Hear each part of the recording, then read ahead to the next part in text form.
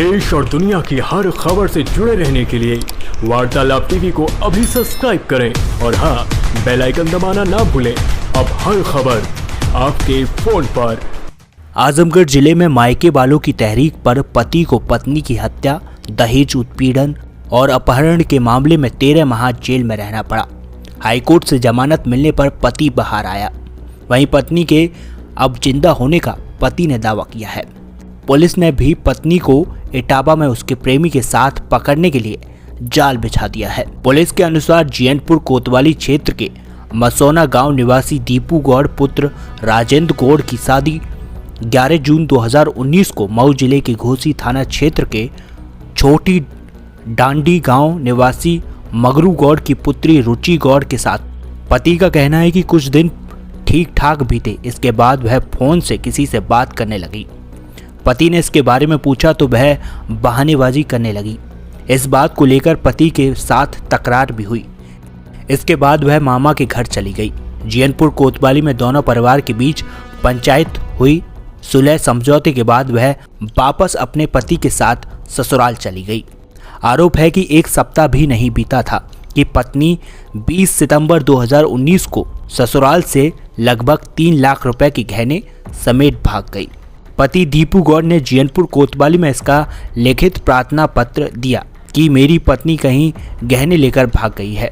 वहीं लड़की की मां माया देवी ने जियनपुर कोतवाली में प्रार्थना पत्र देकर आरोप लगाया कि मेरी पुत्री रुचि को उसके पति दीपू गौड़, ससुर राजेंद्र गौड़ और जेठानी विनीता दहेज के लिए प्रताड़ित करते थे और दहेज न मिलने पर उसकी हत्या कर दी।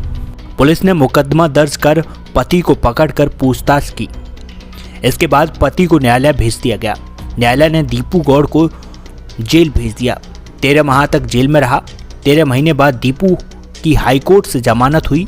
दीपू गौड़ ने बताया कि मेरी जमानत और मुकदमा लड़ने के लिए मेरे पिता ने अपनी जमीन बेच दी।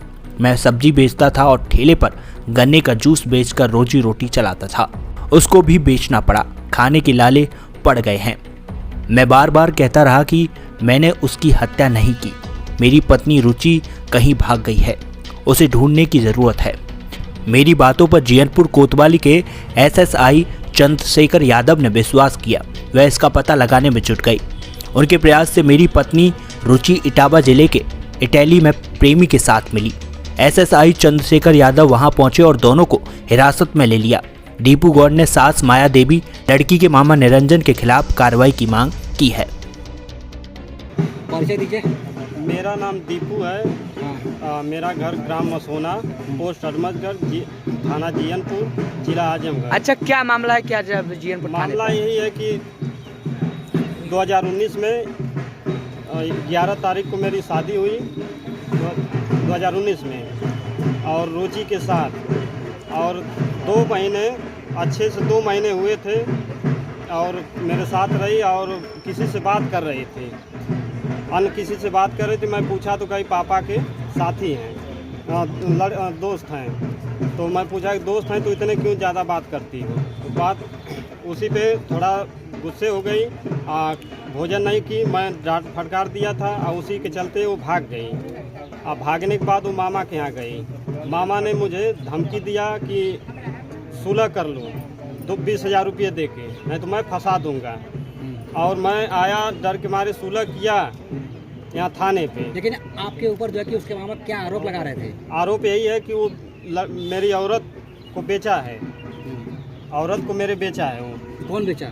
मामा निरंजन और माया मेरी सास, ये सब लोग मिल के, यही सब उन लोगों का काम है। यही षड्यंत्र है कि शादी कराना और गहना बिखे, घर का सामान लेके भाग जाना और फिर लड़के को फंसा देना। हाँ। तो फिर आपको जो है किस जुर्म में जो कि फंसाया गया था? मर्डर के केस में कि हत्या कर दिए हैं। 364 का धारा लगाया। कौन कौन लोग फंसाए थे आपको? माया और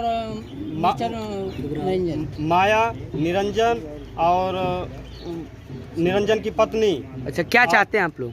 हम चाहते हैं कि हमारे साथ इंसाफ हो और लड़की मौजूद हो ही गई है और इन लोगों पे जल्द से जल्द कार्रवाई। अच्छा, थाने पे आए, क्या बोले हैं आप थे जेल में? थाने पे आए तो क्या बोले? हाँ, जेल में तो हम 13 महीने जेल में थे। टोटल जेल 13 महीने थे। हाँ। और आज ये जो लड़की मिली है, ये लड़की कहाँ से मिली है? लड़की दरोगा साहब चंद्रशेखर यादव ने ये सब कार्रवाई करके ग्वालियर से उपस्थित किए हैं।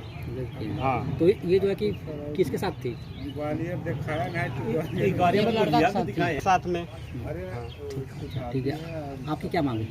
मांग यही है कि मेरे साथ इंसाफ हो। जो मेरा स्थिति खराब हुआ है, जो खेत गाड़ी घोड़ा सब बिका है, अब मेरे साथ जो मेरे माँ बाप सबको यहाँ पे बैठाया गया था थाने में, डिस्टर्ब किया गया, डिप्रेशन में डाला गया। 3 साल से डिप्रेशन में हम लोग जी रहे हैं और सब आज़ाद घूम रहे हैं फंसाने वाले। ठीक।